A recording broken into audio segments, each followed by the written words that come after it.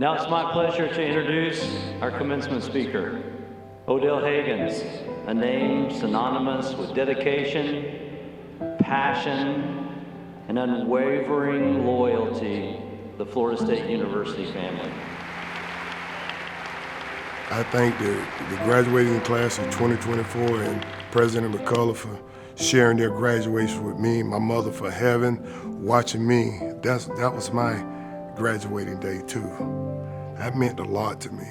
Life was tough, but Mom taught us that while life challenges can bend and stretch you, they don't have to break you. My mother always pushed me, and I didn't give her the opportunity to witness me walking. Having lived in Florida most of my life, you find out during tropical storms and hurricanes, the oak trees tend to be the ones that split and snap. But the palm trees sway, stay rooted. I felt like I was walking. My mother got to see me. Trey Vincent, Keziah J. Holmes, Kevin Prentice Knowles II, Gregory Spann, Lawrence Isaiah Toafili.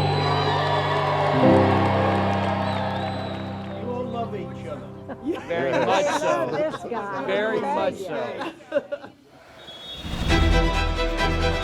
You get to put it on display.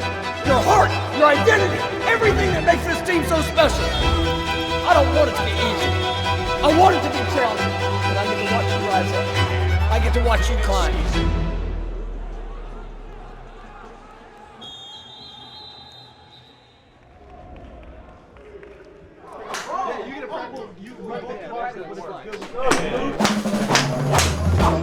It's not about your muscles here in golf. It's about rhythm and contact, good contact.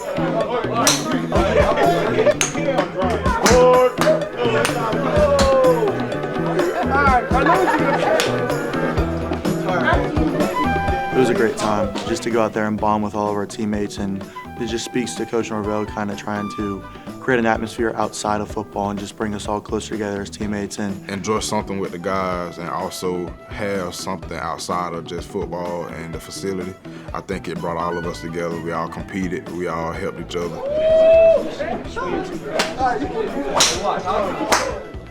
lot of people was horrible. We had some people that couldn't even swing for real.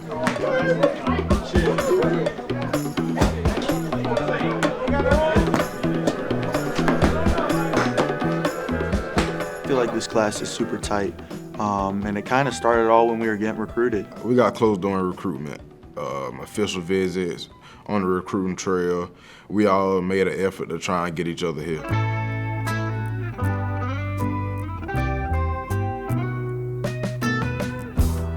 And I know me and Cam are super close. You know, we were, I think, the two first commits for this class, and you know, we kind of just took it upon each other to, you know, go out there and try and recruit for this class because it's so important to us. We built a connection to where we had each other's back. Once he said he was locked in and he knew I was locked in, we were both locked in together, and we just tried to build on what we can bring around us.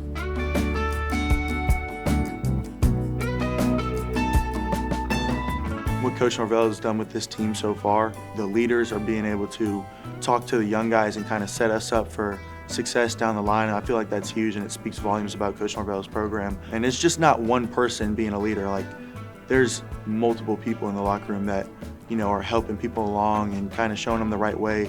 And I just feel like that they're great role models for these young guys, including myself, and they're kind of teaching us the way so that when it's our turn to lead, you know, we'll do it right. How far did that go?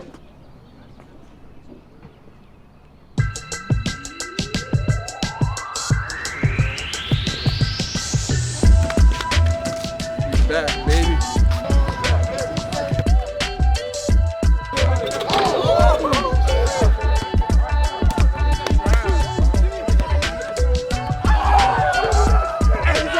You got that. He's 6'5", can't even dunk.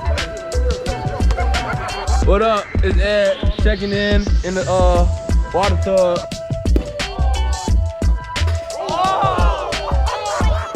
I Outside of football, being with Coach Norvell it's kind of funny. It works. Hey, Eddie, it works now. The water was cold. Felt like a little cold bath that we take after practices. So it was real fun standing up there. A lot of them were missing.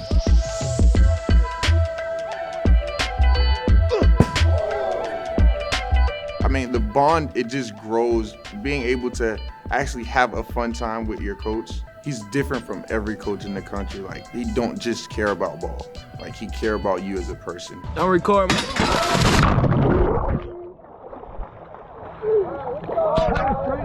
Hey, I was supposed to fall in with the camera? Yeah. Oh.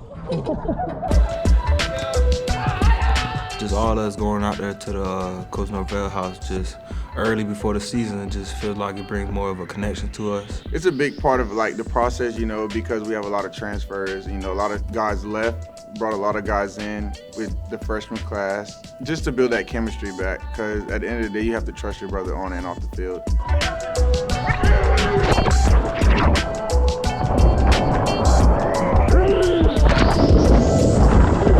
Time spent together strengthens this team's bond.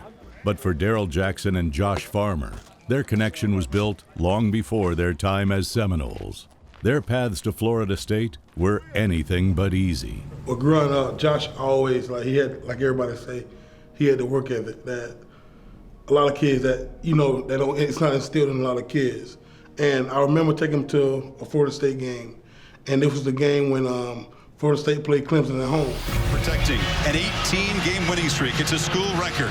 Haven't lost in 21 months. Josh wasn't a Florida State fan, but we was the best at that time. Doak is rocking. When Doak is dope, when we the cream of the crop, Doak is rocking. It was a back and forth game. James didn't play. I think it was Sean McGuire played. I think we was down, and we rallied back.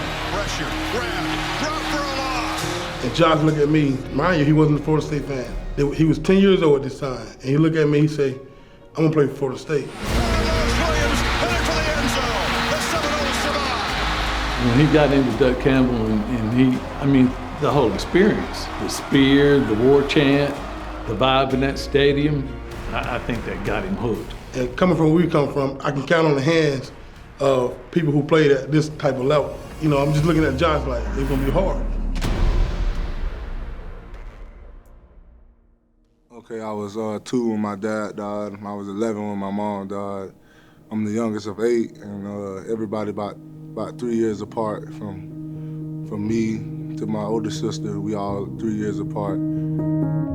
They protected me because they tried to hide a lot of the stuff. So like a lot of the Mother's Days and the Father's Days, they tried to step in for them places, and they just tried to give me a childhood. His family is everything to him.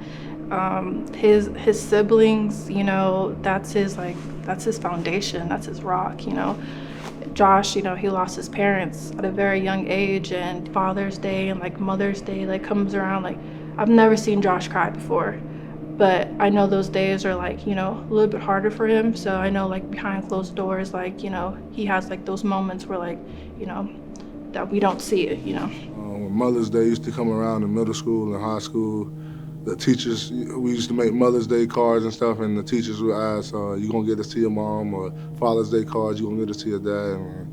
And I would always be scared to tell them because I never wanted to touch on the situation. And then I remember going home crying those days because I see my classmates, my friends, everybody taking their mom and dad, Mother's and Father's Day gifts. And a lot of people don't know what we've been through. We literally watched our mom hold death. I remember like it was yesterday. It was me, Josh, Tyler, and my older sister and her boyfriend. We seen it when she went into the stroke. She was telling us to help her. Me and Josh went and got the medicine, I got the juice. By then, it was already too late. We driving her to the car, putting her in the car, and taking her to the hospital, and I just remember her saying, "I'm gonna be all right." And after that, she was unresponsive. She was in a coma for 2 weeks, so that's all I remember growing up. And I just remember crying. And still to this day, I have flashbacks of us around us, and Josh screaming, we all screaming, "Mama, don't leave us, don't leave us." She's crying, but she can't respond. Of course, she's in a coma. So we see the tears rolling, like she's fighting, but by then she was already gone. It was real tough on me and my brothers and my sisters, because we actually seen it happen. So we seen her hit the floor and go into the coma, and her tell us she gonna come back and she gonna be all right.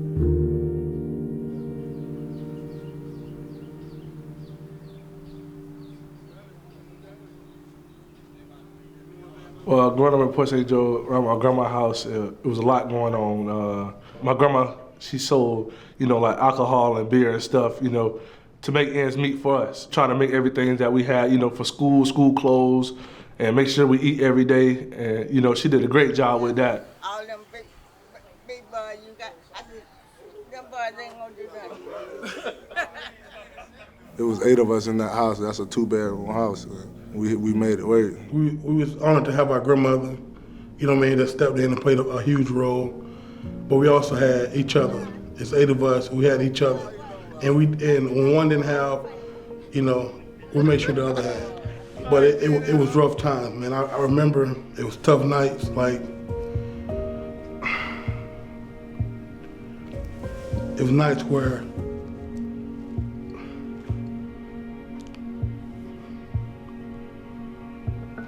we didn't have much.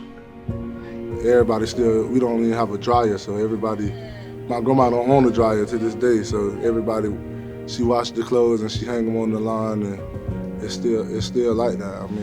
His grandma stayed right across the street from my grandma before they tore her house down, so his grandma got a field out there to the right side of the house, stayed out there playing ball. Sometimes they had cones out there putting in work. We use sports as a tool to get us where we need to go. In the summer, Josh, most kids want to go to the beach, want to go to the hill, want to go to Josh, want to go work out. Like Saturday in the morning, work out. Every Saturday morning at by 8 or 9 o'clock, he'd call me. Now let's go work out, let's go train. Other kids, like they said, riding 4-wheelers, playing video games, Josh outside working. My why was always my brothers and sisters, because, like I said, I feel like they lost their childhood because they had to raise me and my youngest 3, just trying to be different. All the other kids out playing and stuff like that, and I just knew I was different, so I just tried to work a little harder than everybody else. I moved up here, I think I was 16, turning 17, and my sister, we got a 1-bedroom apartment. And we slept in the same bed together. We slept in student housing. The bed was only so big. It was a full-size bed. Josh is a big man. So some days it was very hard for us. Eventually, we got evicted, and that's when I moved in with Miss Tomei. I guess my friend JB had told her what was going on because he had caught on. We tried to hide it from him, and when his mama reached out to me, she was like, you can stay with me. I got an extra room and everything. I got my first Christmas present since I was a kid, she bought my first Christmas present. And I haven't had that since my mom died, and I'm just thankful for that. Entering his junior year, Josh would enroll at Gadsden County High School.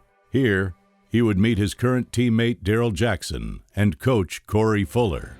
I met Darrell first. Josh came in the summertime, going into their junior year, both of them. Darrell had never played football before in his life.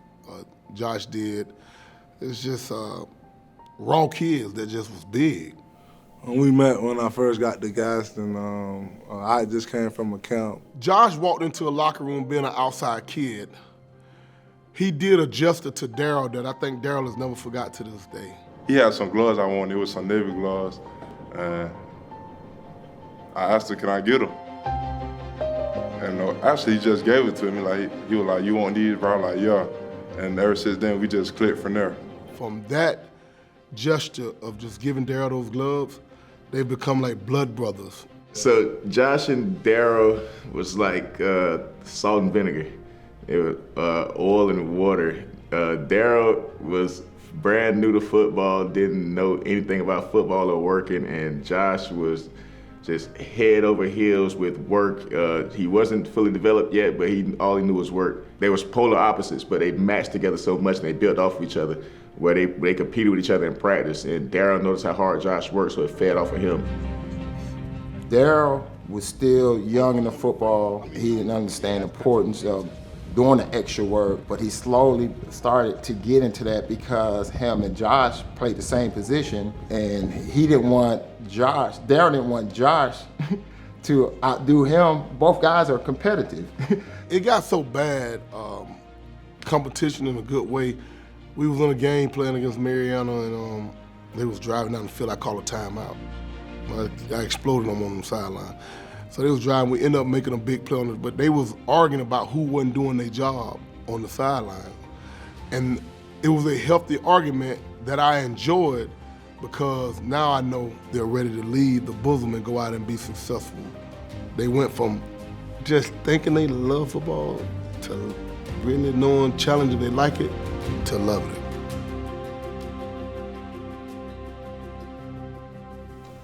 The end of my junior year, going into my senior year, I got to come to FSU Junior Day and just remember telling them I'm going to commit. This when Coach Norvell first got here, so I was his first commit. And after that, me and Coach Odell, we just built a relationship. And once he found out my parents passed, Coach Odell was the first person to tell me, like, I love you, son. And once I heard that from a man, I had never heard that from a man because I don't got a daddy or anything.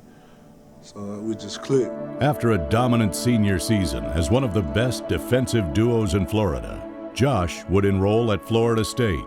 Meanwhile, Darrell Jackson would go on to Maryland before transferring to Miami. He always had this passion about football. He was always driven. He's not a party person. He's not a smoker or a drinker. And I love that about him. He takes football very serious. It's his pride and joy. But he also takes his family very serious as well. It's not always football with him. He actually do love his family as well, so. It's a joy having him in my life because he's just so fun to be around. When he ain't busy on the field, got work to do and stuff like that, I'm the girl to call, you know. I'm the sister to call because we gonna have us some fun. I enjoy my baby brother, I really do. No matter what, we call each other. We can depend on each other. A lot of people really don't have that, but we have each other.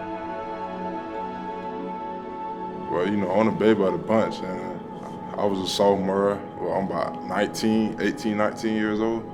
My mom called me that October and said she was sick.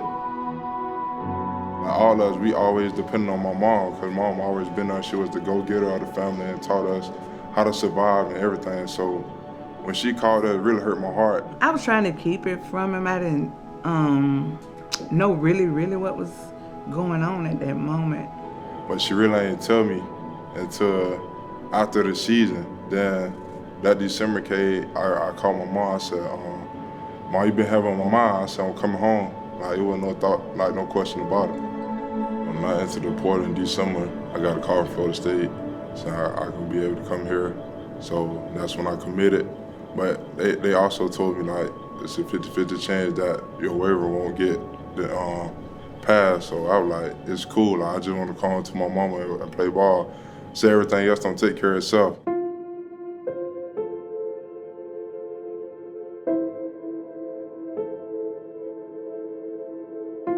And being that the year that he had to sit out, that was a little devastating for me, you know. When we had to tell him he couldn't play, oh man, it hurt him. But I told him, I said, Darrell, I said, just remember this. Don't look at it as this something negative. Look at it as something positive. When they first denied my waiver, I was shocked. Like Coach Odell talked to me that day. He was like, Darrell, this is a test. Stay positive, stay with it. And my mom, like, I'm not going to workouts. I'm not doing anything. But then again, I had my family in my corner said, man, don't do that. Continue to go to workout and push yourself and to be better. We just moved forward from that. He didn't let it stop him. And I told him, you know, just stay strong. Mama's fine now. And that's what he did. It's just the drive in him that makes me proud. And then, you know, it finally started clicking, man. I'm gonna get better. Oh, the good side of it is just coming to work every day, see the guys, putting in work, smiling with them. Braden Jared, Pat, Josh, all of us just had fun out there. And when I saw them continue to go and do great things, it just motivated me to keep going. The best thing happened for him last year is actually that he had to sit out. It gave him a year to reflect, it gave him a year to develop, it gave him a year to learn the game mentally, and it gave him a year to learn about this is not all about you. Darrell came here to play and finish his career at his dream school with his best friend. Those two, when you see one, you see the other one. The notoriety Darrell and Josh getting, you would never know it. They're humble about it. They're always getting their teammates, doing things for their teammates. When guys are that humble and they're good of players and stuff, good things are gonna happen to them. The teammates love them. He knows that he's gonna go out on the field and dominate every Saturday because he worked his butt off for like a year and a half. Excited for Darrell, just to watch him go out there and perform. I'm so excited, just to actually see him out there on the FSU field. FSU is me. I'm getting excited just thinking about it, I don't know about my sister, but I am going to be the loudest one there. And Darrell just doing his thing. I love my baby brother. I just want him to continue on his journey and just never give up. Never give up. I'm excited. Just seeing that my baby done growed up to follow his dream. That's the most exciting part for me. Now seeing Josh on the big screen, starting, we knew this day would come. I'm hoping for him to be one of the best D tackles in the country. Hall of Fame for him. That's my expectation because I know he got it in him. 10-year-old kid told me he's playing at Florida State. Not only is he playing at Florida State, but he's one of the top D tackles in all of college football. I'm just proud of him. Seeing what they're doing is kind of expected. I already knew what kind of kids they were, but now they're becoming the men that they are, so it's awesome. To do it together and become a pack and do it as one. They're great kids. So that is what I'm most excited about. Us dominating up front and with two guys from Gaston County, by the way of Port St. Joe, to see them do that, it's just, it's the next level.